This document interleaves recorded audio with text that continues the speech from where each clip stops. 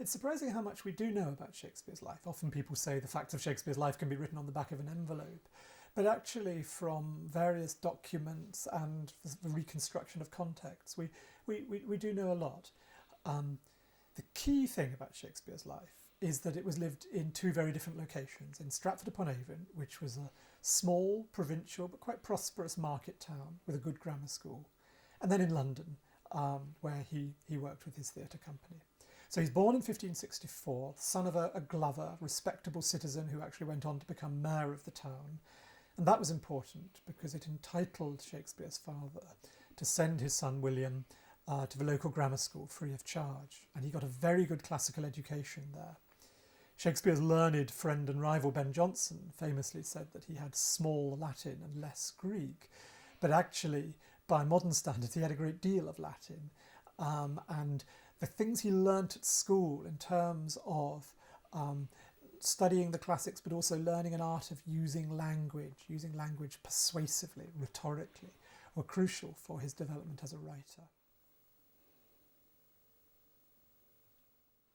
We don't quite know what brought him to London, but by the end of the 1580s, he's arrived in London and he begins his career as an actor. And this is really important. It's the thing that sets him apart from the other dramatists of the time. He arrives in London at a time when the theatre's really taking off. This is the first age of professional theatre. There are designated theatre buildings for the first time. And a bunch of very clever young Oxbridge-educated dramatists, Christopher Marlowe at the head of them, producing very exciting plays. So Shakespeare starts acting, and then he seems to get the role of sort of revising old plays, reworking old plays, and found that he was better at that than he was at the acting. So by the time you get to the mid-1590s, he's established with one group of actors under the patronage of the Lord Chamberlain, as essentially their in-house dramatist. It would have been his job to write 2 or 3 new plays a year.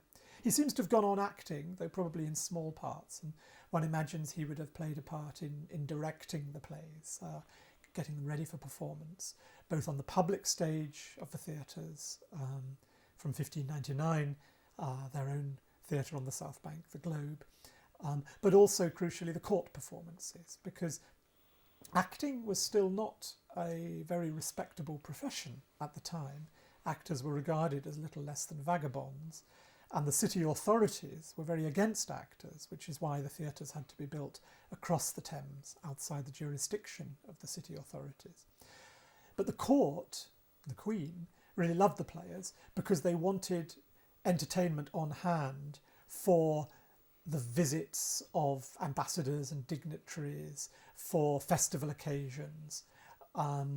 And so there's a sense in which all the public performances were almost regarded officially as being like rehearsals for the court performances, which were all important.